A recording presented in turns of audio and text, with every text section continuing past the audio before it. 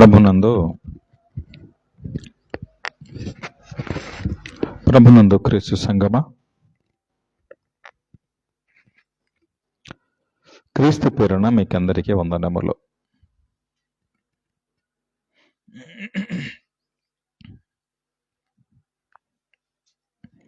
గత last week రోజున ప్రారంభించుకున్న పాఠంలో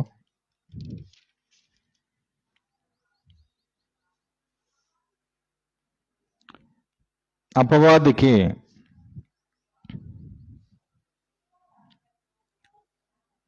కావలసింది కేవలము క్రైస్తవులు మాత్రమే.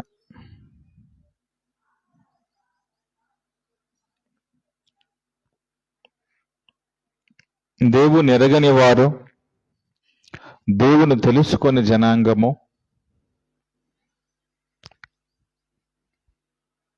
వాని ఆధీనములోనే ఉన్నారు.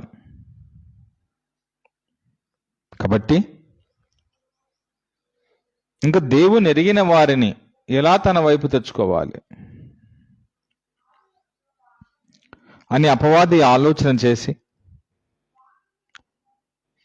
క్రైస్తవులని పిలువబడుతున్న వారిపైన వాడు అనేక ప్రయోగాలు చేస్తూ వారిని దైవత్వము నుండి, దేవుని మార్గము నుండి తప్పిస్తూ తన దారిలో, తన మార్గములో వాడు నిలుపుకుంటున్నాడు.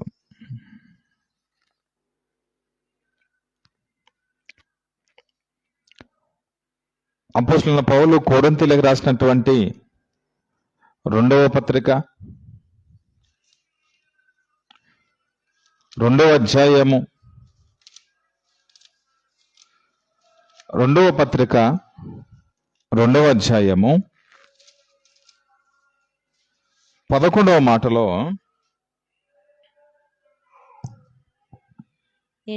నేనేమైనా క్షమించి ఉంటే సాతాను మనల్ని మోసపరచకుండునట్లు మీ నిమిత్తము క్రీస్తు సముఖమునందు క్షమించి ఉన్నాను. సాతాను తంత్రములను మనము ఎరగని వారము కాము అన్నాడు. దీని గురించి కదా మనం మాట్లాడుతున్నాం. సాతాను తంత్రములు ఎరగని వారము కాదు.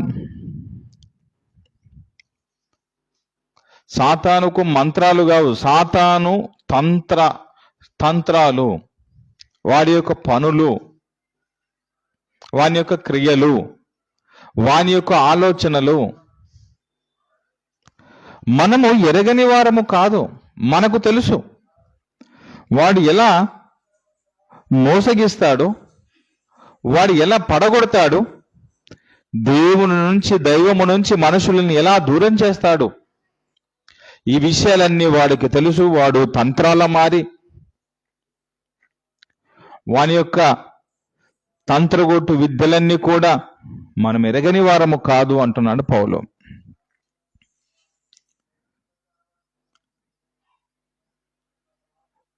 నేనేమైనాను క్షమించి ఉంటే సాతానుకు అవకాశం ఇవ్వకుండా నేను క్షమించేసేశాను అని అన్నాడు. క్రీస్తు సముఖమునందు నేను క్షమించేశాను. నేను క్షమించింది క్రీస్తు చూశాడు. ఇంత మంచి మాట. నేను క్షమించేసింది దేవుడు చూస్తున్నాడు. ప్రభువు, దేవుని కుమారుడైన క్రీస్తు చూసేస్తున్నాడు.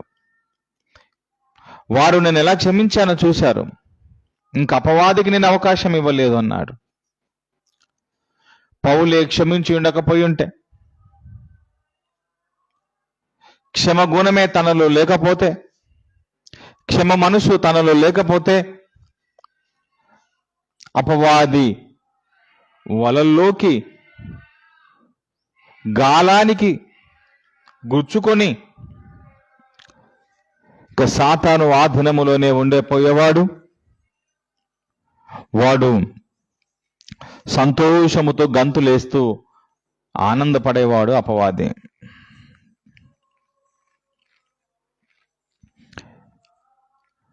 దేవుని ఎరిగిన వారు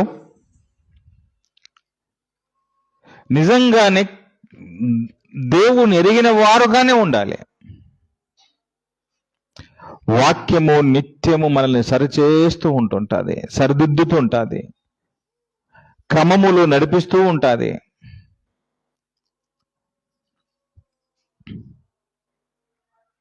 ఓ విశ్వాసి, ఇది చాలా ప్రమాదకరమైన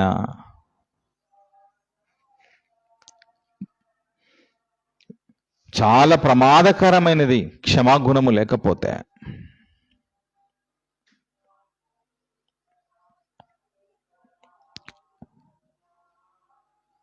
ఆయా చట్టాలు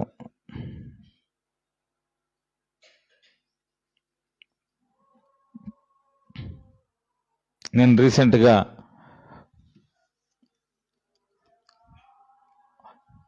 ఒక వీడియో చూశాను. సౌదీ దేశంలో ఒక వ్యక్తి తన తోటి వారిని ప్రాణం తీశాడు, చంపేశాడు. ఆ దేశంలో చట్టాలు కంటికి కన్ను, పంటికి పన్ను, నెత్తురుకు నెత్తురు, ప్రాణానికి ప్రాణం అనేటటువంటి చట్టాలు అక్కడ. చంపేశాడు. గవర్నమెంట్ దగ్గరికి ఈ విషయం వెళ్ళింది. ప్రభుత్వము అతనికి మరణశిక్ష విధించింది. అప్పుడు చంపినందుకు అతనికి మరణశిక్ష విధించింది. చంపిన ఆ కుటుంబ సభ్యులందరూ కలిసి ఇక రాజును మొరపెట్టుకుంటున్నారు. సౌదీ రాజును, మమ్మల్ని క్షమించండి అని. వాళ్ళ వంశము మొత్తానికి కంప్లీట్గా వాళ్ళ ఆస్తులన్నీ తీసుకుని వచ్చారు. బూడిదల కూర్చొని బూడిద తలపైన పోసుకున్నారు. అతన్ని క్షమించండి, తెలుసో తెలియకో క్షణికావేశంలో చంపేశాడు. అతడు చంపాడు కాబట్టి అతన్ని క్షమించేసేయండి అని ఎన్నో రోజులుగా బ్రతిమిలాడినా ఆ రాజు స్పందన రాలే. రాజులో, ఆ దేశ చట్టాలలో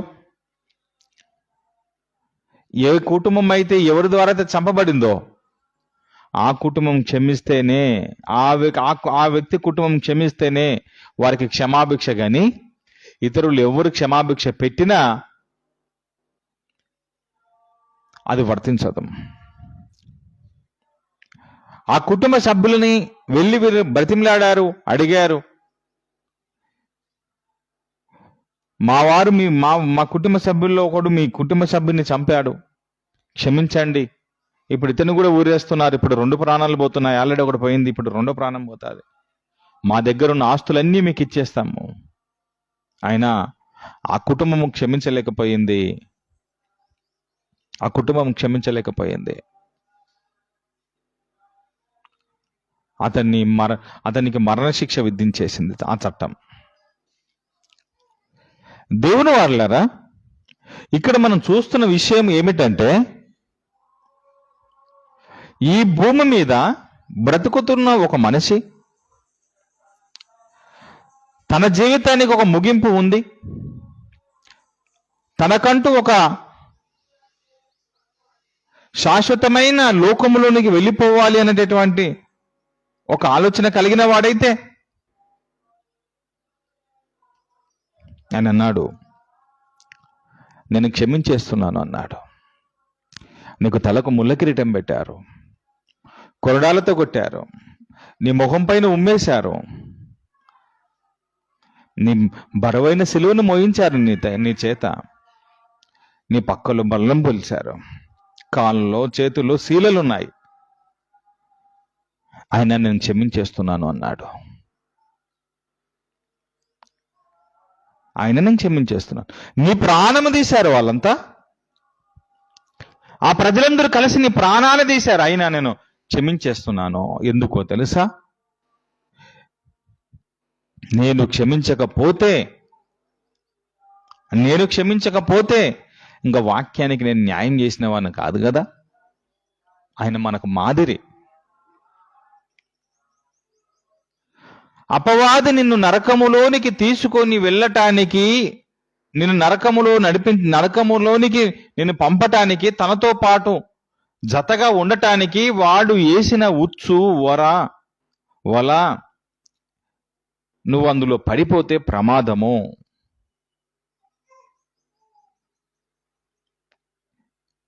నువ్వు అనుకుంటున్నావు నా బంధువు, నా భర్త, నా భార్య, నా పిల్లలు, నా కుటుంబము, ఇది అపవాది నిన్ను ఈ మైకములోనే పెట్టేసింది. నిజ క్రైస్తవుడు, ట్రూ క్రిస్టియన్ బంధాలకు బానిసగా ఉండడు. వాటిని బాధ్యత వరకు ఎంతవరకు, కానీ క్షమాగుణము లేనంతగా, క్షమించలేనంతగా నీ శరీరాన్ని నువ్వు తయారు చేసుకోగలిగితే నువ్వు ప్రమాదంలోనే ఉన్నావు. దేవుని ఎరగని వారు ఆల్రెడీ దేవుని ఎరగరు, వారికి దేవుడు తెలియదు, వారందరూ అపవాది చెంతన ఉన్నారు. ఇప్పుడు ఓకే, మీరందరూ క్రైస్తవులు ఇప్పుడు, కాబట్టి మీరు కూడా ఇప్పుడు వానపక్షం కావాలి అని అంటే వాడు మనలో రేపే ఆలోచనలు పసిగట్టాలి, గుర్తుపట్టాలి అంటున్నాను.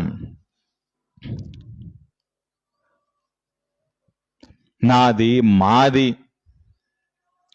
అనేటటువంటి విషయం నుంచి ఒకవేళ మనం బయటికి రాగలిగితే నీ ప్రేమను విస్తారంగా చూపగలుగుతావు.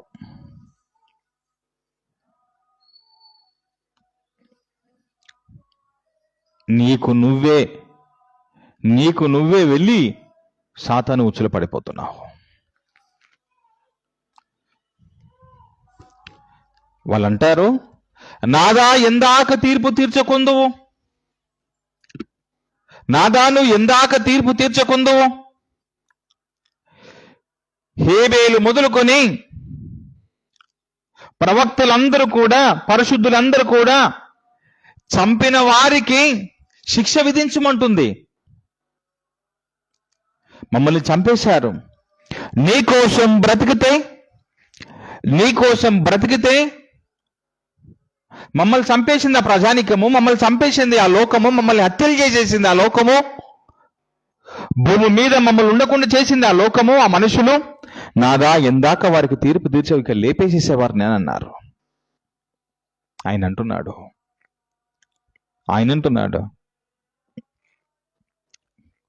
నువ్వు ఓపిక సహనమును కలిగి ఉండండి. ఏ ఒక్కరు నశించిపోవటం ఆయనకి ఇష్టం లేదు. వాళ్ళేమో లేపేయమంటున్నారు. ఏ ఒక్కరు నశించటం మాత్రము ఎవరికి? ప్రభువుకి, దేవుడికి అసలు ఇష్టమే లేదు. ఏ ఒక్కరు నరకానికి వెళ్ళిపోకూడదని దేవుని ఉద్దేశం అయితే మమ్మల్ని చంపారు, లేపేసామని వీళ్ళు అడుగుతున్నారు, దేవుని పరిశుద్ధులు అడుగుతున్నారు. తీర్పు తీర్చేసాయి ఇప్పుడే, కానీ స్పాట్లో.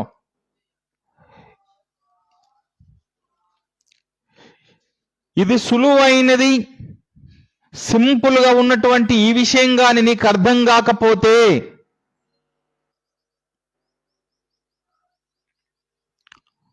నువ్వు మరణము ఏ రూపములో ఎలా వస్తుందో తెలియదు, కాదు నరకములోనికి వెళ్ళిపోతావు. ఇక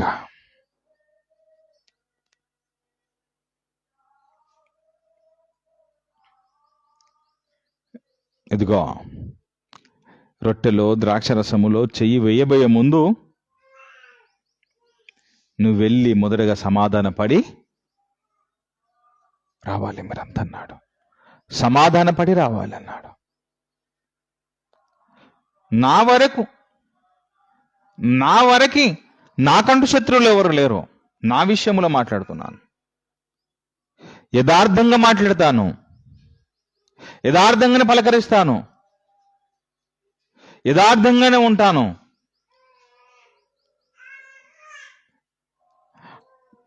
దేవుని ప్రేమను వ్యక్తపరుస్తాను. అది నువ్వు తీసుకోకపోతే తప్పు నీది.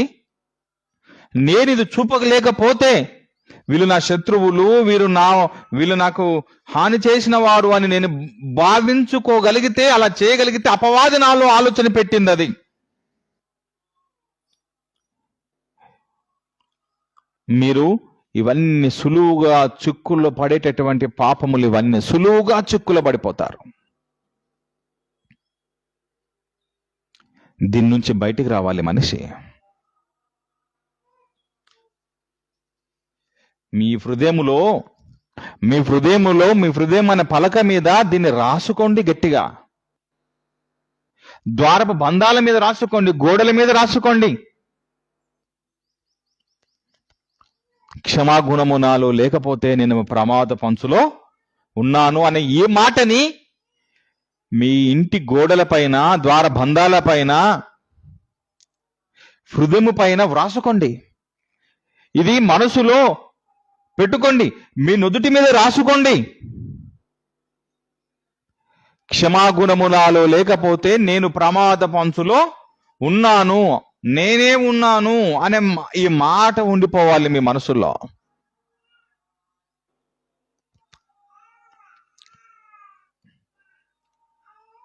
మీకు సింపుల్ లాజిక్, సింపుల్ విషయం చెప్తాను చూడండి. ఎన్ని మార్లు క్షమించాలని అడిగాడు. ప్రభు దగ్గరికి వచ్చి అడిగారు, మేము ఎన్ని మార్లు క్షమించాలి? ఒక 7 సార్లు క్షమించి సరిపోతుందని అడిగాడు. మనవారు తప్పుదాలు చేస్తే ఒక 7 సార్లు క్షమిస్తే సరిపోతుందా అని అడిగారు. 7 సార్లు క్షమించటం కాదు. చూడండి ఆ మాట.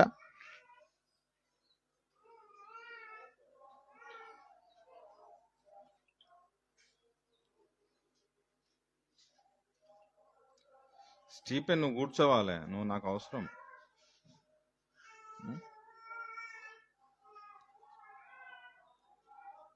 అన్ని సెట్ చేసినావు బాగానే, నువ్వు కూర్చోవాలి కదా టైంకి.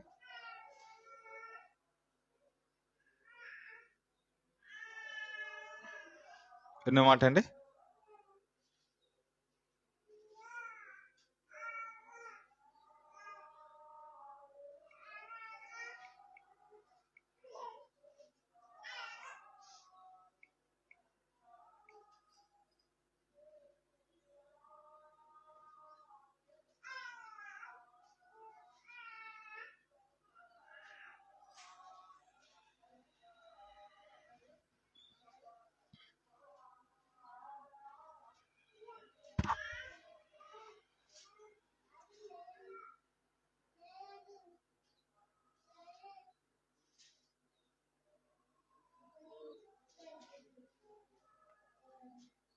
దేవుని వారలారా,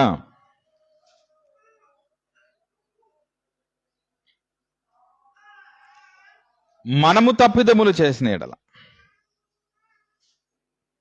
మనం తప్పిదము చేస్తే మనల్ని క్షమించమని దేవుని అడుగుతాము కదా.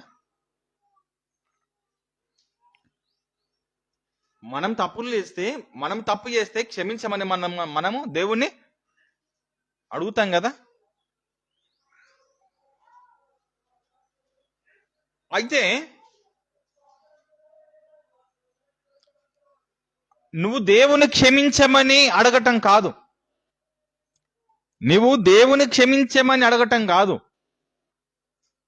ఆయన నిన్ను క్షమించాలి అంటే నువ్వు క్షమించు, ఆయన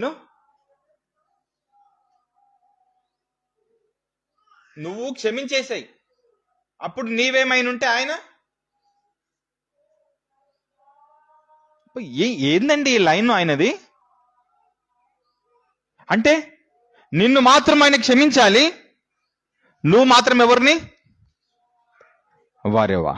అయితే దేవుడు నిన్ను క్షమిస్తే, దీనికి కొంచెం వాయిస్ పెంచేసి చెప్పాను, దేవుడు నిన్ను క్షమిస్తే నువ్వు పరలోకానికి చేరుకోవాలనే ఉద్దేశమే కదా. రెండవది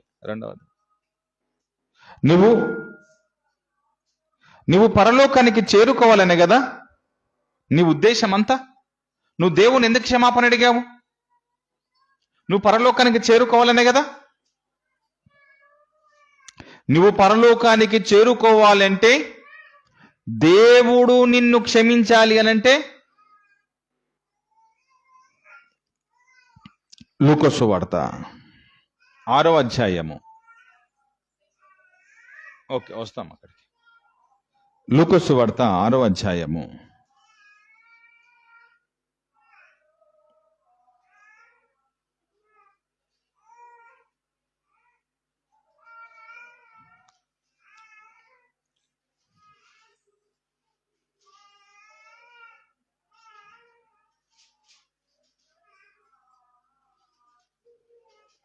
ఆరు 38వ మాట.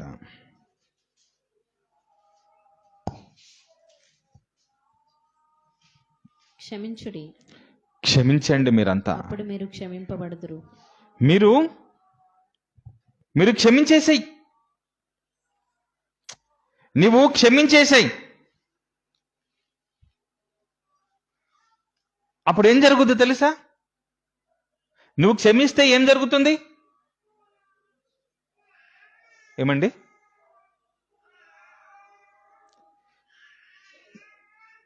ఎంత లైన్ ఇది, ఎంత బాగా పెట్టాడు తెలుసా అండి దేవుడు. నీ తప్పిదాలకు క్షమాపణ రావాలి అని అంటే, నీ ఏమైనా తప్పిదాలు ఉన్నాయా? చేసిన తప్పులు ఉన్నాయా? వాటిని దేవుడు క్షమించాలి అంటే నువ్వు క్షమించేసి.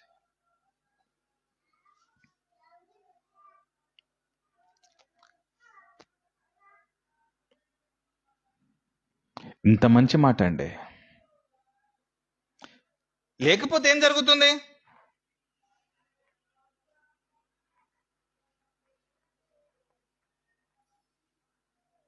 ఒకవేళ క్షమించకపోతే ఏం జరుగుతుంది?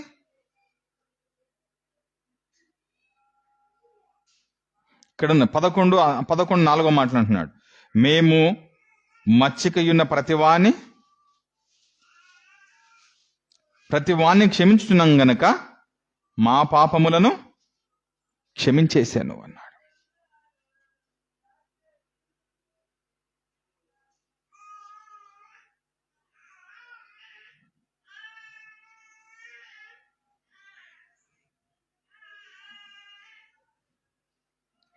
దేవుని వాళ్ళారా,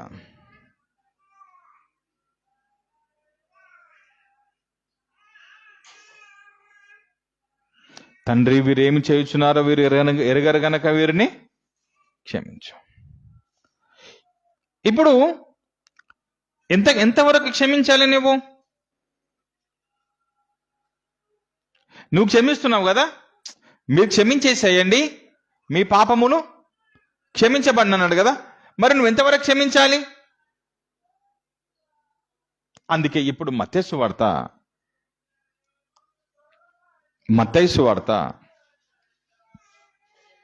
18వ అధ్యాయము 21 నుంచి ఈ మాట ఉంది చూడండి.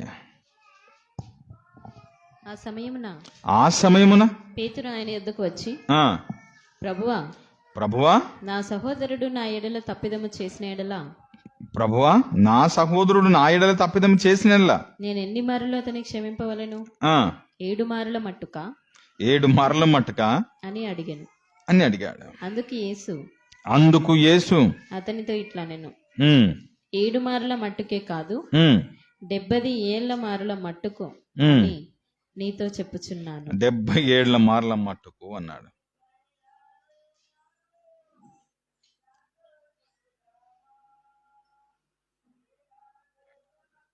ఏడు మారలే కాదు. ఒక సహోదరుడు వచ్చి, ఓ సహోదరి వచ్చి, లేదా నిన్ను ఎవరైనా నీ ఎడల మీ ఇద్దరి ఎడల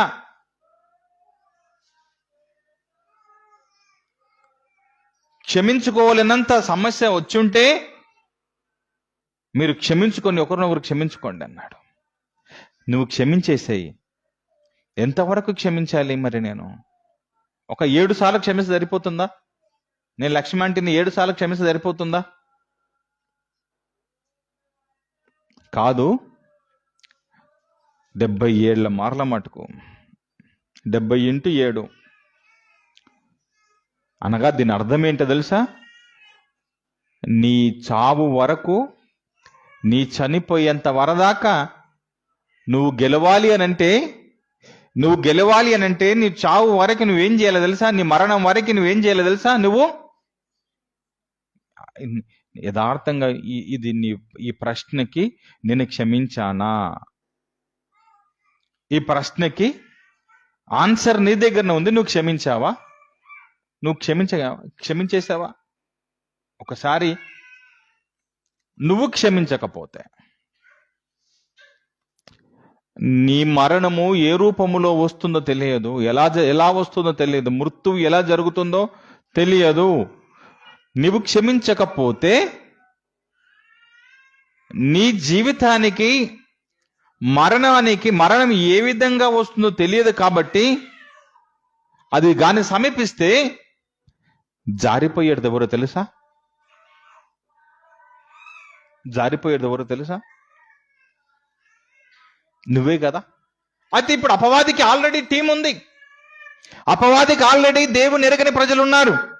వాని ఉద్దేశం నాకు దక్కని పరలోకము ఎవరికి ఇవ్వను, కాబట్టి నేను ఇంకొక ఆత్మని నా చెంతకు చేర్చుకోవాలి అని అనుకున్నాడు. అనంటే ఇదిగో ఈ యొక్క అస్త్రాన్ని వాడు వాడుకుంటున్నాడు.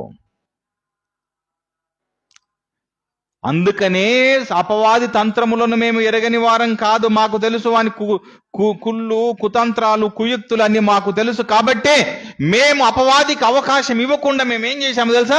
మేము క్షమించేస్తున్నాము.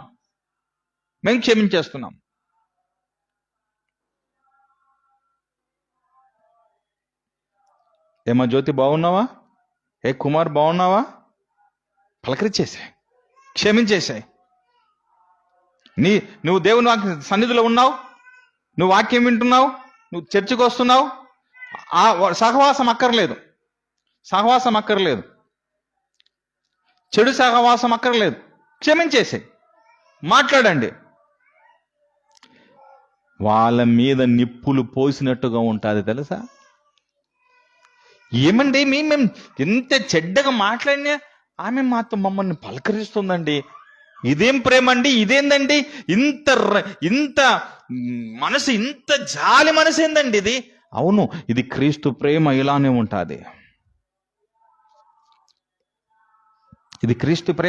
ఉంటుంది. ఏం జరుగుతుందో తెలుసా? మనమందరము క్రైస్తవులుగా, నిజ క్రైస్తవులుగా మనం బ్రతకాలి అనుకుంటున్నప్పుడు, ట్రూ క్రిస్టియన్గా మనం ఉండాలనుకుంటున్నప్పుడు, నిజ విశ్వాసులుగా మనం బ్రతికి మన జీవితాన్ని ముగించుకోవాలనుకుంటున్నప్పుడు నువ్వు బ్రతుకు, చనిపో. అలా చేసి చనిపో. ఏమమ్మే వాళ్ళు అసలు నీతో మాట్లాడరు, నేను పలకరియో, నువ్వు ఎందుకు పలకరించావు, నువ్వు ఏంటి, ఏం లెక్క, ఏ ఉద్దేశం ఏంటి అని నీ పిల్లలు చెడుపుతారేమో, నీ భర్త నిన్ను చెడుపుతారేమో, మీ భార్య నిన్ను చెడుపుతాదేమో. అప్పుడు పేతురు అంటున్నాడు, ప్రభువా ఈ మరణము నీకు సమీపించకుండును గాక, ప్రభువా నీకు ఈ మరణము సమీపించకుండును గాక అని అంటే, అక్కడ ఉన్న వారందరూ ప్రభు మా శిలువ మరణానికి పోతున్నాడు, అయ్యో శిలువ మరణానికి ప్రభు ఎక్కొద్దు అని ఎంత ప్రేమ చూపిస్తున్నాడండి. తాను అంటున్నాడు ఇది కపట ప్రేమ.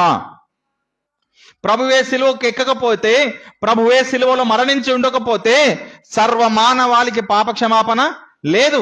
కానీ అపవాది పేతురులో దూరి ఎలా ప్రేమ చూపిస్తున్నాడు తెలుసా? ప్రభువా నీకు చావద్దు ప్రభువా, నువ్వు చనిపోవద్దు ప్రభువా, నువ్వు తప్పించుకో ప్రభువా, నువ్వు దాని నుంచి దూరం అవురుగాక ప్రభు అంటున్నాడు. ప్రభువా కపట ప్రేమను చూశాడు, పసిగట్టాడు. ఓహో, తంత్రాలు చూసారా, క్రియలు చూసారా, పనులు చూసారా ఎలా ఉన్నాయి అని. అప్పుడు ఏమన్నా తెలుసా? సాతానా వెళ్ళిపో, నిన్ను గుర్తుపట్టను అనుకున్నావా నీవు? మాట్లాడేసేయండి, ప్రేమ చూపించేసేయండి. ఎంతగా ప్రేమ చూపిస్తారో చూపించేసేయండి, ఎంతగా పలకరిస్తారో పలకరించేసేయండి. ఇది క్రీస్తు ప్రేమ, ఇది నిజ క్రైస్తవుని ప్రేమ. నేను మిమ్మల్ని క్షమించేసేసాను, నేను మిమ్మల్ని ప్రేమిస్తున్నాను, మీరు ప్రేమించేసేయండి. పరలోక అపవాదికి నేను ఇద్దరం దొరకకూడదు. అపవాదికి మనం దొరకకూడదు, అపవాదికి అవకాశం ఇవ్వకూడదు. వాడు గంతులు వేసి ఆనందించేట్టుగా మనం ఆయనకి అవకాశం కల్పించకూడదు. అని అంటే మనం ప్రేమిస్తూనే ఉండాలి.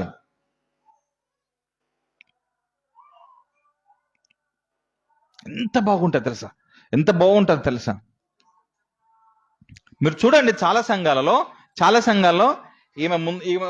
ఒక ఆమె ముందర కూర్చుంటుంది, ఒక ఇంకా కూర్చుంటారు. వీళ్ళు వాళ్ళ ప్రార్థన అయిపోయిన తర్వాత ఒకరికొరు వందనాలు చెప్పుకోరు, ప్రైజ్ ది లార్డ్ చెప్పుకోరు. సంఘంలో వాక్యం మాత్రం మీరు క్షమించుకోండి, మీరు ప్రేమించుకోండి అని మాత్రం వాక్యం మాత్రం జరుగుతుంది. కానీ వాళ్ళకి పడరాని బట్టి వీడిది ఒక గుంపు ఉంటుంది, వాందొక టీం ఉంటుంది. ఎవరికి వాడు టీంలను చేసేసుకుంటారు సంఘములలో. గుంపులు, రాజకీయ నాయకులు విశ్వాసులను వాడుకొని సంఘాలను చీల్చేసేసి ముక్కలు చేసి వాళ్ళ స్వార్థాల కోసం ఓట్లు వేయించుకోవటానికి టీములు తయారు చేసేసారు. చర్చిలలో కూడా కదా. ఎక్కడుంది క్షమాగుణం? అందుకనే పౌలు అంటున్నాడు, మేము క్రీస్తు సముఖములో మేము ఎందుకు క్షమించాము తెలుసా? వాని తంత్రములను మేము ఎరగని వారము కాము. లేకపోతే దీనికి ప్రమాదం ఎవరికి? పౌలే క్షమించకపోతే ప్రమాదం ఎవరికి? ఇప్పుడు పౌలుకి కదా ప్రమాదం. ఎందుకు? ఇంత బోధ చేసి, ఇంత విశ్వాస సంబంధమైన వాక్యాలు ప్రకటించి, ఇంత సత్యములో సంఘాన్ని నిలిపిన పౌలే ఆయనలో క్షమాగుణము, క్షమించలేనటువంటి తత్వము తనలో ఉంటే తన పరిస్థితి ఏందండి? అందుకని ఎక్కడ అవకాశం ఇవ్వలేడు ఆయన. ఏంటో తెలుసా? అపవాదికి ఎక్కడ చోటు ఇవ్వలేదు. ఆయన అలా దేవుని కోసం బ్రతుకుతున్నాడు, అందరిని క్షమిస్తూ వెళ్ళిపోతా ఉన్నాడు. తనని కొట్టారండి, ప్రభు కంటే ఎక్కువ హింసలు పొందాడండి పౌలు. ప్రభు కంటే ఎక్కువ హింసలు పొందాడు. రాళ్లతో కొట్టారు, ఉపవాసాలు ఉన్నాడు, సముద్ర ప్రయాణంలో బాధలు అనుభవించాడు, మారు బెత్తలతో కొట్టబడ్డాడండి ఆయన పౌలు. ఆయన క్షమించేశాడు ఆయన. చూడండి,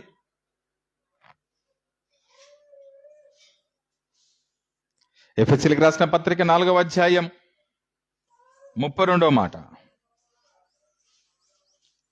4:32లో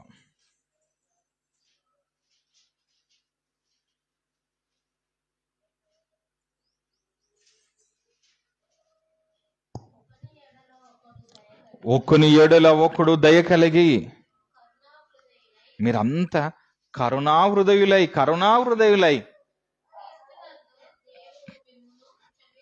క్రీస్తునందు దేవుడు మిమ్మల్ని క్షమించిన ప్రకారము వాళ్ళు క్షమించారు. వాళ్ళు క్షమించినప్పుడు నేను ఎందుకు క్షమిస్తాను అని అంటావా? అది క్రైస్తవునికి తగదు. ప్రభువుని సిలువేశారు. ఆయన అంటున్నాడు, తండ్రి వీరేం చేస్తున్నారో వీరు ఎరుగరు కనుక వీరిని నేను వదిలిపెట్టేస్తున్నాను. ఏం మనసు అయ్యా నీది? అది ఏందయ్యా మనసు?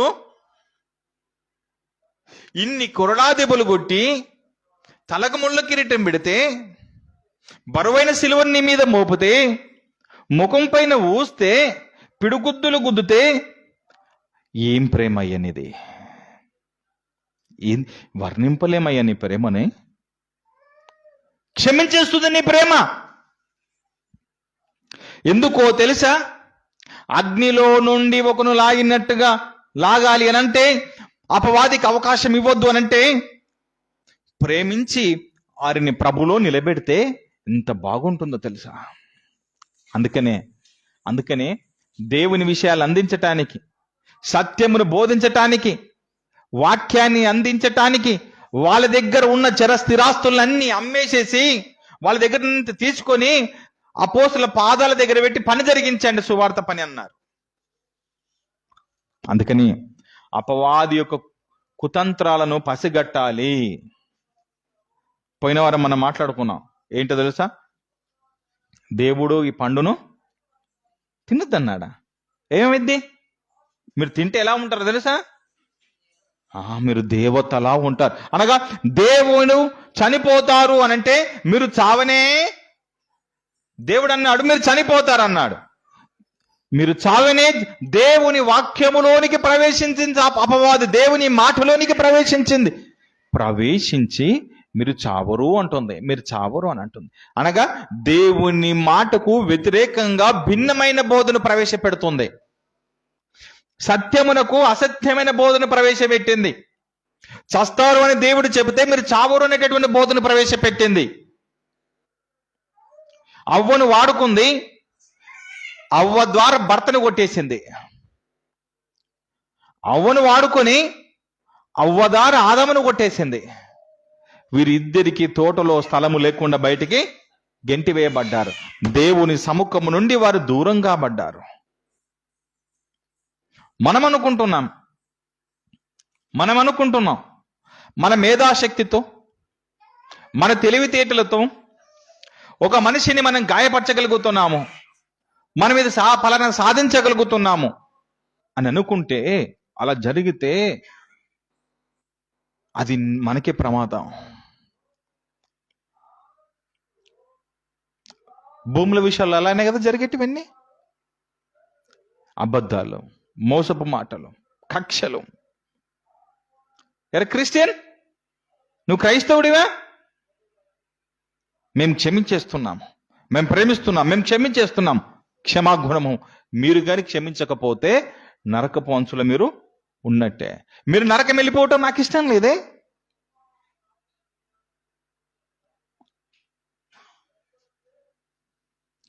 దేవుని మాటలోనికి ప్రవేశపడుతుంది, వచ్చేసి అబద్ధాలు చెప్పటం జరుగుతుంటుంది. మత్తయి సువార్త 4వ అధ్యాయము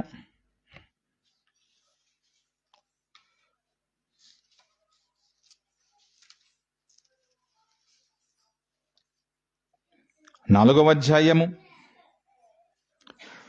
మొదటి నుంచి. అప్పుడు యేసు అపవాది చేత శోధింపబడుటకు ఆత్మ వలన అరణ్యమునకు కొనిపోబడెను. 40 దినములు 40 రాత్రులు ఉపవాసం ఉండిన పిమ్మట ఆయన ఆకలిగొనగా ఆ శోధకుడు ఆయన వద్దకొచ్చి, నీవు దేవుని కుమారుడవైతే ఈ రాళ్ళు రొట్టెలగునట్లు ఆజ్ఞాపించుమనెను. అందుకు ఆయన అన్నాడు, అప్పుడు ప్రభు అన్నాడు, మనుషుడు రొట్టె వలన మాత్రం కాదు గాని దేవుని నోట నుండి వచ్చు ప్రతి మాట వలన జీవిస్తాడని వ్రాయబడింది తెలుసా అన్నాడు. చూసారా, వాక్యాలలోనికి ప్రవేశిస్తాడు అపవాది వాక్యములోనికి వస్తాడు. ప్రభు యుద్ధకు వచ్చి అంటున్నాడు, నీకు ఆకలేస్తుంది, ఈ రాళ్ళను రొట్టెలు చేసుకొని తినన్నాడు. ఈ రాళ్ళను రొట్టెలాగున్నట్టు ఆజ్ఞాపించమన్నాడు. ఈ రాళ్ళను రొట్టెలు చేసుకొని నువ్వు తినేసేసాయి, దేవుడు గొప్పడు అంటున్నావు కదా, తినేసేసాయి నువ్వు అని అన్నాడు. అప్పుడు ప్రభు ఏమంటున్నాడు తెలుసా, మనిషి బ్రతకాలి అనంటే రొట్టె కాదు ముఖ్యం. మనిషి బ్రతకాలి అనంటే దేవుని మాట కావాలి అన్నాడు. దేవుని మాట కావాలి. మనిషి నువ్వు బ్రతకాలి అనంటే దేవుని మాట కావాలి. ఎలా దేవుని మాట కావాలి? నువ్వు తింటున్న పంట నీ చేతికి రావాలి అనంటే, నీ కడుపులోనికి రావాలి అనంటే, ఆహారపు పదార్థాలన్నీ నీ నోటి ద్వారా కడుపులోనికి వెళ్ళాలి అనంటే, అవన్నీ పొలాల్లో పండాలి, చేనుల్లో పండాలి. అవి పండాలి అనంటే వాటికి వాతావరణం కావాలి, నీరు కావాలి, గాలి కావాలి, ఎండ కావాలి. ఈ ప్రకృతి అంతా, ఈ ప్రకృతిలో ఇవన్నీ కూడా ఉన్నాయి కదా. మనిషికి ఆహారంగా ఉండాలనుకున్నప్పుడు ఇదిగో ఇవన్నీ రావాలి అని అంటే దేవుని మాట ప్రకారం ఇవన్నీ జరగాలి. ఒకవేళ దేవుడే వీటన్నిటిని వాటి క్రమములో వాటి పద్ధతిలో ఇవన్నీ రానియకపోతే మనిషికి ఇంకా ఆహారం దక్కుతుందా? దక్కదు కదా. అందుకనే ప్రభు అంటున్నాడు, నువ్వు అనుకుంటున్నావు ఈ గింజ వల్ల అనుకుంటున్నావు, తింటున్నా బ్రతుకుతున్నామా నువ్వు అనుకుంటున్నావు. దేవుని మాట ఇచ్చాడు కాబట్టి ప్రకృతి ఉంది, సృష్టి ఉంది.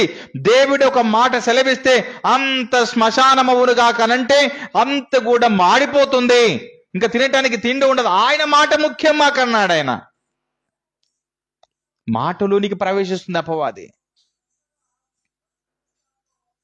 ఇది పసిగట్టాలి, ఇది అర్థం చేసుకోవాలి. అందుకని బ్రతకాలి అంటే వ్యాపారాలు, ఉద్యోగాలు, చదువులు, ఇలా ఎన్నో విషయాల్లో మనిషి వెళ్ళిపోతున్నాం, దేవుని నుండి దూరం అవుతున్నాం, సంపాదనకు దగ్గరైతున్నాం, దేవుణ్ణి మర్చిపోతున్నాం, దేవుణ్ణి విడిచిపెట్టేస్తున్నాం. సంపాదన మీద దృష్టి అంతా మనం నిలపగలుగుతున్నాము, కానీ నీకు ప్రాణమే లేకపోతే, నీకు ఊపిరే లేకపోతే ఇవన్నీ ఏం చేసుకుంటాము? ఇక్కడ మనము నేర్చుకోవాల్సిన పాఠం ఏమిటనంటే,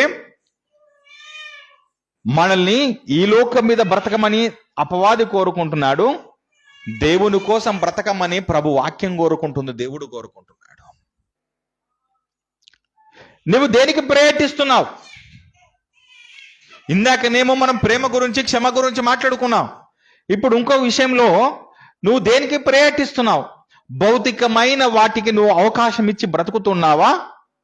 అయితే నువ్వు అపవాది యొక్క వలలో ఊరులో నువ్వు పడిపోయినట్టు లెక్క. నువ్వు పడిపోయావు.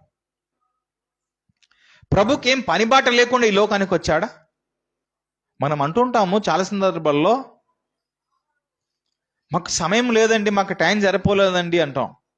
దేనికి టైం సరిపోలేదు? విస్తారమైన ఆలోచనలు, విస్తారమైన పనులు నువ్వు పెట్టుకున్నావు, నీకు సమయం సరిపోలేదు. అందుకు ప్రభు అయిన యేసు పరలోకం వదిలిపెట్టి భూమి మీదకి వచ్చి 33.5 సంవత్సరాలు బ్రతికి దేవుని పని విస్తారంగా చేసి, సమయమనక అసమయమనక బోధలు చేసి, వాక్యాలు ప్రకటించి, మనుషులను చైతన్యవంతులను ఆయన చేసి వెళ్ళిపోతే మనకు సమయం లేకుందంటున్నామా మనం? అందుకని అపవాది వేసిన రెండవ ఎరా ఏమిటయ్యారంటే తిండి. నీకు తిండి కావాలంటే పని కావాలి, పని కావాలి, డబ్బు కావాలి, డబ్బు కావాలంటే పని కావాలి, పని కావాలంటే నువ్వు బయటికి వెళ్ళాలి. ఇలా అపవాది మనలో ఆలోచనలు పెట్టేసేసి దేవుడి నుంచి మనల్ని దూరం చేసేసి అసలు దేవుడంటేనే మనకి మనసులోకి రాకుండా చేసేసేసింది. ఉద్యోగాలు, వ్యాపారాలు, సంపాదన దీనిపైన నిలిపేసేసింది. ఓ మనిషి, ఒక్కసారి దేవునికి వ్యతిరేకంగా అలా తిరిగి నువ్వు ఉన్నావా, నువ్వు జారిపోతే నీ పరిస్థితి ఏమిటి మనిషి? అంటే మేము కష్టపడొద్దంటారా, మమ్మల్ని సంపాదించొద్దంటారంటే అలా అంటలేడు కదైనా. ఆయనను మర్చిపోతున్నావు నువ్వు అంటున్నాను. మర్చిపోతున్నావు. విస్తారమైన పనులు పెట్టుకుంటున్నావు. ఎవరి కోసం? ఎందుకోసం? నీకు సమయము లేనంతగా, సమయము దేవునికి ఇవ్వలేనంత బిజీలో ఏమున్నావు నువ్వు? దేవుడు నీకు ప్రాణాన్ని ఇస్తే, ఊపిరిస్తే, నీకు ఆయుష్నిస్తే, ఆరోగ్యాన్ని ఇస్తే, నీకు సమస్తాన్ని, ప్రకృతిలో ఉన్న సమస్తాన్ని నీకు దారాదత్తం చేస్తే, ఇవన్నీ మనకు ఉచితంగా వస్తే దేవునికి సమయం లేదంటావా ఇవ్వటానికి? దేవునికి సమయం లేదా ఇవ్వటానికి? అయితే ఇలా దేవునికి సమయం ఇవ్వకుండా చేసింది ఎవరో తెలుసా? దేవునికి సమయం ఇవ్వద్దు అని నీలో ఆలోచన రేపింది ఎవరో తెలుసా? నువ్వు ఎవరి వలలో పడిపోయావో తెలుసా? ఎవరి ఉరిలో ఉండిపోయావో తెలుసా?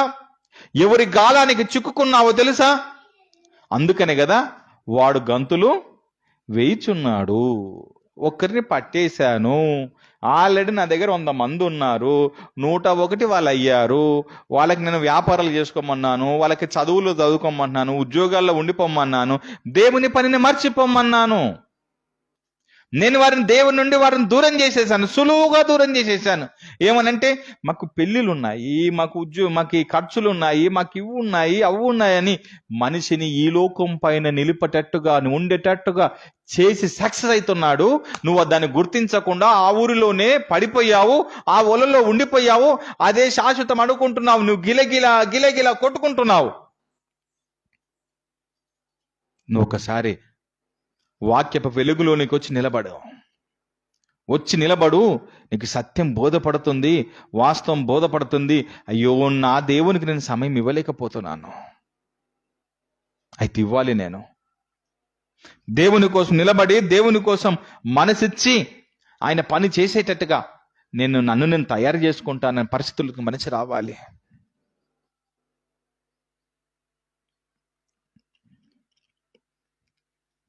కొరింథీయులకు రాసినటువంటి మొదటి పత్రిక 15వ అధ్యాయం 37-38 మాట. మొదటి పత్రిక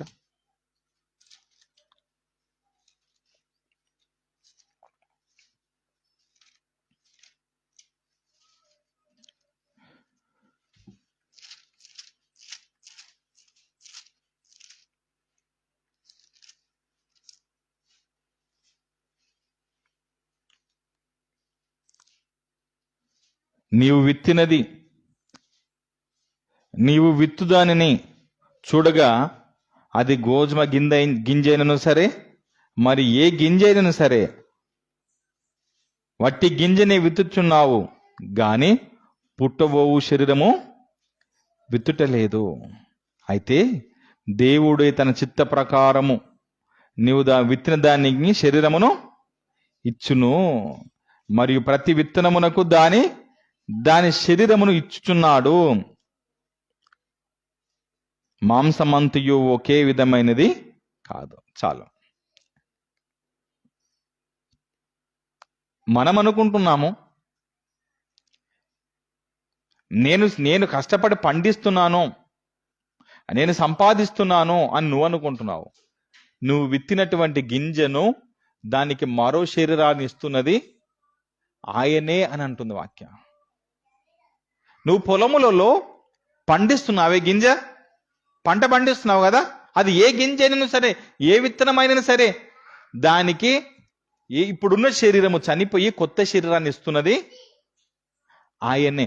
ఒకవేళ నువ్వు వేసినటువంటి ప్రతి గింజను ప్రపంచములో ఉన్న ప్రతి వారు గింజలు వేసేశారు, అవి ఒకవేళ మొలవలేదనుకోండి, ఏంది పరిస్థితి? అది మొలచేటట్టుగా చేస్తున్నది ఆయనే. బైబిల్ ఎంత స్పష్టం చేసింది ఇక్కడ. ఏమంటున్నానంటే, మనము ఓ మనిషి నువ్వు తినకపోతే నువ్వు బ్రతకలేవు, కాబట్టి నువ్వు పనులు చేసుకో, నువ్వు దేవుని పని మర్చిపో అని అపవాది ఆలోచన పెడుతుంది మనుషులు. కానీ ఆ గింజ బ్రతకాలి అని అంటే దేవుడు మాట ఇవ్వాలి. దేవుడు సెలవిస్తేనే ఆ గింజ బ్రతుకుతుంది. అది శరీరమును ధరించి పెరిగి పెద్దదై అనేక గింజలను ఇస్తుంది. ఒక్క జొన్న విత్తనం వేస్తే దానికి ఆ కంకికి ఇంకా అనేకమైనవి ఇస్తున్నది. ఎవరు తెలుసా? నువ్వు ఇచ్చింది ఎంత తెలుసా? ఆ ఒకటికి ఎన్ని ఇస్తున్నాడు తెలుస్తాను.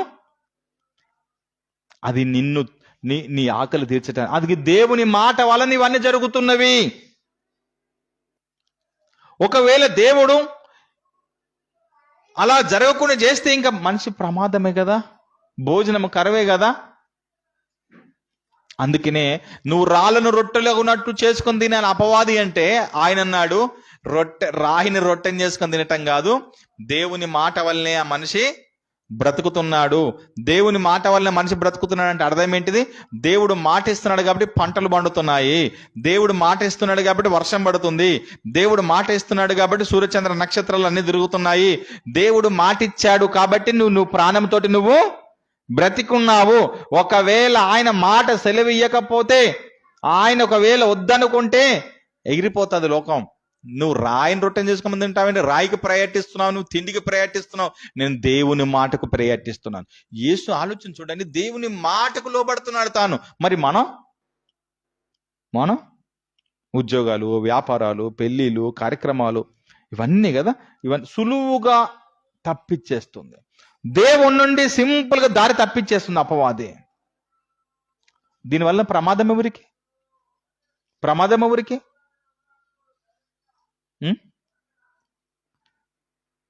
ఒక్కసారైనా మిమ్మల్ని ప్రశ్నిస్తున్నాను నేను. ఇప్పుడు ఎంత చక్కగా బైబిల్ తీసుకొని మీరు ఆలోచన చేస్తున్నారు కదా. యథార్థంగా ప్రతిరోజు మీరు మీ పనులకు ముందు దీనికి అవకాశం ఇస్తున్నారా? బైబిల్కి అవకాశం ఇవ్వకుండా ఏం చేశారు తెలుసా మనోళ్ళంతా? బైబిల్ మూలకే ఉంటుంది, ఆదివారం తీయాలి, కానీ ప్రతిరోజు నువ్వు ప్రార్థన చేసుకొని నేర్పింది తప్పుడు బోధ. అది తప్పుడు బోధ. నువ్వు ప్రతిరోజు వాక్యం చదువుకోవాలి, ప్రతిరోజు వాక్యాన్ని ఇతరులకు ప్రకటించాలి, నువ్వు ప్రతిరోజు ప్రార్థన చేసుకోవాలి. ఈ 3 కార్యక్రమాలు జరగాలి నీలో. ప్రార్థన చేసుకోవాలి, వాక్యాన్ని చదువుకోవాలి, వాక్యాన్ని ఇతరులకి చెప్పాలి. ఇది నీ జీవితంలో రోజు జరగాలి. ఇదంతా 108 24 గంటలు ఉంటుంది. ఇలా 24 గంటలు నువ్వు 108 లాగా పనిచేయాలి. ఎమర్జెన్సీగా పనిచేస్తుండాలి. ఎంత గొప్ప విషయాలు తెలిసేవన్నీ. అందుకని అపవాది ఊరులో, అపవాది ఉచ్చులో నువ్వు పడొద్దు అని అనుకుంటే, సులువుగా నువ్వు దారి తప్పకూడదు అని అనుకుంటే, అపవాది నీ మీద ఎలా ప్రయోగాలు చేస్తున్నాడో నువ్వు నీ బ్రెయిన్తో నువ్వు ఆలోచన చేసి ఆ దారిలో వెళ్లకుండా నిలబడాలి. అలా సంఘాల్లో కూడా విభజన జరిగింది. మనం నెక్స్ట్ వీక్ మనం మాట్లాడుకుంటాం ఇదే టాపిక్ని. సంఘాలలో కూడా విభజన జరిగిపోయింది. ఇక ఇప్పుడు ఎలా సింపుల్గా ఒకరి నుండి ఒకరు అర్థం కాకుండా పోయినామో, చర్చిలు కూడా అలానే విడిపోయాయి. ఇక అర్థం అయితలేవు. పెంతెకోస్తు, హెబ్రోను, బ్యాప్టిస్టు, బ్రదరను, సిఎస్ఐ, ఇలా మొత్తం 3000 శాఖలు, 4000 ఫెలోషిప్లుగా ముక్కలు అయిపోయింది. ఎందుకు ఇలా జరిగింది? సింపుల్గా అపవాది ఇంకేంది, మీరు ఒకరికొకరు ఇలా కొట్టుకుంటేనే, క్రైస్తవులలోనే ఒకరికొకరు కొట్టుకుంటేనే ఎవరికి ప్లేసు? సాతానికి. ఎందుకు? ఇంతమందిలో ఒకరే ట్రూ క్రిస్టియన్ అయి ఉండాలి, అందరూ కారు. ఇన్ని సంఘాలలో, ప్రపంచంలో ఇన్ని సంఘాలు ఉన్నాయిగా, ఏదో ఒకటే నిజమై ఉండాలి. అన్ని నిజం అనుకుంటే పొరపాటు. నీకు తల్లి ఒకటే, తండ్రి ఒకటే, అది నిజం. తల్లులు అనేకము, తండ్రులు అనేకమా? నీకు సంఘం ఒకటే, అది నిజ సంఘము, క్రీస్తు సంఘము. నువ్వు పసిగట్టాలి, నువ్వు అర్థం చేసుకోవాలి. మరి ఇన్ని సంఘాలేంటి? అపవాది ఆల్రెడీ ఆయన దేవుని ఎరగని వారిని గుంపు పెట్టుకుంది. ఇప్పుడు వాని ఆలోచన అంతా ఎవరి మీద అంటున్నాం మనం? ఎవరి మీద వాని ప్రణాళిక అంతా? క్రైస్తవుల మీదనే. కాబట్టి ఇక క్రైస్తవులని విడగొట్టాలి. అందుకనే సంజూరావు బైబిల్ తరగతులు పెడుతున్నాడా? ఆయన అన్ని సత్యం ఉన్నట్టు మాట్లాడి నేర్పిస్తున్నాడా? అయితే అయ్యాలి నువ్వు పని పెట్టుకోవాలి. నువ్వు ఏదో ఒక పని పెట్టుకోవాలి. ఎంత బిజీ అండి మా లైఫ్లో. మేము చెప్పలేం. నీకు ఇట్లా సత్యం బోధిస్తుంటే, వాస్తవాలు బోధ జరుగుతూ ఉంటే, ఇంతకు మించినది ఏంటి? చెప్పేవాడు ఉన్నప్పుడు నేర్చుకోవటానికి ఏంటి? ఒకటిగా ఉండాల్సిన సంఘము ముక్కలు అయిపోయింది. అందరూ ఒకటిగా ఉండాలి. ఒకటిగా ఉండలేదు. ఉండకపోతే నేనేమంటున్నానంటే, అయా మేము యేసు ప్రభు ఉన్న ఓడులో మేము ఉన్నాము, మా సంఘము ఉంది, మీరందరూ కూడా బయట ఉన్నారు, మీరు దీంట్లో జాయిన్ అయితేనే కానీ మీరు పరలోకానికి చేరుకోరు, దాన్ని మార్గము చెప్తాను రండి అంటున్నాను. మార్గము చెప్తాను రండి అంటున్నాను. ఆ మార్గములోకి రాకుండా మీరే కల్పించుకున్న బోధలు, మనము వాక్యము లేకుండా ఒక్క మాట మాట్లాడుకుంటున్నామా? బైబిల్లో నుంచే కదా ప్రతి మాట ఇలా తీసి మనం మాట్లాడుకుంటున్నాం. సంఘాల్లో ఆరాధన ఎలా ఉన్నాయి? వాడు జోకులు చెబితేనే కానీ, పిట్ట కథలు చెప్తేనే కానీ, మిమ్మల్ని నవ్విస్తేనే కానీ ఎంటర్టైన్మెంట్. అబ్బా ఇలా ఆదివారం చర్చిపోయినామంటే అమ్మయ్య ఇంత నవ్వు ఉండాలి, ఇంత సంతోషం ఉండాలి, ఇంత ఇది ఉండాలి. అప్పుడే వీళ్ళకి ఏందో తెలుసా? అబ్బా ఏం వాక్యం చెప్పాడండి. ఇలా ఒక ఎంటర్టైన్, ఒక సర్కస్ లాగా, ఒక సినిమా టాకీస్ లాగా, ఒక పార్కు లాగా, మన ఊర్లలోకి వచ్చి ఆడేటటువంటి భావోత్తాలలాగా చర్చస్ అయిపోయినాయి. ఇలా జరిగితేనే కానీ. ఇవన్నీ మనం చేయలేదా? ఇవన్నీ మనం చేసుకోవచ్చు కదా. కానీ మనము దేవుని మాటలకి ప్రాధాన్యత ఇవ్వకుండా ఈ పిట్టకథలకు, ఈ జోకులకి, ఈ కలగొలిపినటువంటి మాటలకి ఇవే సమయం ఇచ్చుకుంటూ పోతా ఉంటే ఆయన సమయాన్ని అంతా కూడా మనం అందరం పాడు చేసిన వాళ్ళం అవుతాము. సత్యమునకు మనం దూరంగా ఉన్నవారం అవుతాము. ఇంత వాస్తవాలు మాట్లాడుకుంటున్నాం కదా మనం. మొండోడండి ఆ మనిషి. దేని విషయంలో మొండోడు? సంజీవరావు దేని విషయంలో మొండోడండి? బైబిల్లో మీరు ప్రార్థన చేసేటప్పుడు ఎవరికి ప్రార్థన చేయాలి? యేసుకు చేయాలా, తండ్రికి చేయాలా అని అంటే తండ్రికే చేయాలి. మీరు ప్రార్థన చేసేటప్పుడు నేను మిమ్మల్ని అబ్జర్వ్ చేస్తున్నాను, ప్రతిసారి కూడా అక్కడక్కడ కొందరు యేసుకు చేస్తున్నారు. యేసుకు చేయకుండా మీరు ఏం చేయాలంటే పరలోకమందున్న మా తండ్రి అని తండ్రికే చేయాలి. చేసి యేసు నామమున ప్రార్థిస్తున్నాను, ప్రార్థన ముగిస్తున్నాను, మళ్ళీ తండ్రికి చెప్పేసి యేసు నామములో ప్రార్థన ముగిస్తున్నాను తండ్రి. ఇప్పుడు ఏమంటే ఆయన అంత గట్టిగా చెప్తాడండి. ఆయన తండ్రికి ఏమంటున్నాడు? మేము పరిశుద్ధాత్మక చేద్దాం అనుకుంటున్నాం. మన ఒక కార్యక్రమంకి వెళ్ళాం. మేము మిగతాది నేను వచ్చేసండి మాట్లాడతాను. మొన్న ఫంక్షన్కి వెళ్ళాం. వెళ్తే ఆ ఫంక్షన్లో ఆ వ్యక్తి స్తోత్రం పరిశుద్ధాత్మ, స్తోత్రం పరిశుద్ధాత్మ, స్తోత్రం స్తోత్రం అని పరిశుద్ధాత్మకు దంచి కొడుతున్నాడు అన్ని. అందరూ అడున్న వాళ్ళందరూ కూడా ఏం చేశాడండి ప్రార్థన, ఇంత గట్టిగా చేశాడు, ఏం చేశాడు నాకు తెలుసాడు, ఏంది అనేది నాకు తెలుసు, డాక్టర్కి తెలుసు.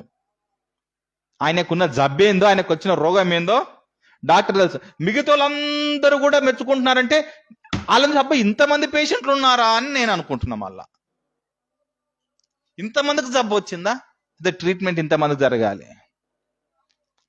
ఈయన మొండోడండి. అంటే మొండోడు అని అంటే మన తండ్రికి చేయమని వాక్యం చెప్తుంది. ఇప్పుడు నేను పరిశుద్ధాత్మకు చేయొద్దు అని చెప్తున్నాను. ఎందుకు చేయొద్దు అంటున్నానంటే అవును మొండిగానే వ్యవహరిస్తాను, వాక్యం తండ్రికే చేయమని చెప్పింది కాబట్టి. మీరేమో పరిశుద్ధాత్మకు చేయమంటున్నారు. అప్పుడు మేము మాతో ఆయనతో సహవాసం ఏం చేయమండి అని అంటే నష్టం ఎవరికి? మీకే. కాబట్టి ఇన్ని సత్యాలు, ఇన్ని వాస్తవాలు మనం మాట్లాడుకుంటున్నామనంటే, ఇన్ని నిజాలు మాట్లాడుకుంటున్నామంటే ఇంత సింపుల్గా నేను మీకు అందించట్లేదు అనుకో. దీని వెనకాల ఎంతో కష్టపడుతున్నాను. నేను మీకు ఒక విషయాన్ని అందించడానికి కూడా నేను ఎంతో శ్రమ పడుతున్నాను. నిత్య విద్యార్థిని నేను, ప్రతిరోజు విద్యార్థిని, బైబిల్ విద్యార్థిని నేను. ప్రతిరోజు నేర్చుకుంటున్నాను, చదువుకుంటున్నాను, అనేక పాఠాలను ప్రతిరోజు తయారు చేసుకుంటున్నాను నేను. ఇంకా సులువుగా, సింపుల్గా సంఘానికి ఎలా బైబిల్ని పూర్తిగా ఇవ్వాలి, నేను అందించాలి. సంజీవరాజు అనేవాడు ఒక రోజు నాకు కనుమరుగైతే నాకు సంఘంలో ఉన్న వాళ్ళందరూ ఈ విషయాలను ప్రపంచానికి అందించాలేక దీన్ని చక్కగా తీసుకుని వెళ్ళాలి. ఇంతగా ఆలోచన కలిగి ఉన్నానండి. నేను కష్టపడతాను, శ్రమ పడతాను. అలా మీరు కూడా బైబిల్ విషయంలో కష్టపడాలి, శ్రమ పడాలి, దేవుని గురించి నేర్చుకోవాలి, ఇతరులకు మీరు ప్రకటించాలి. కానీ మీ బ్రెయిన్లో ఒకటి పెట్టుకోండి నిత్యము. మరీ చెప్తున్నాను,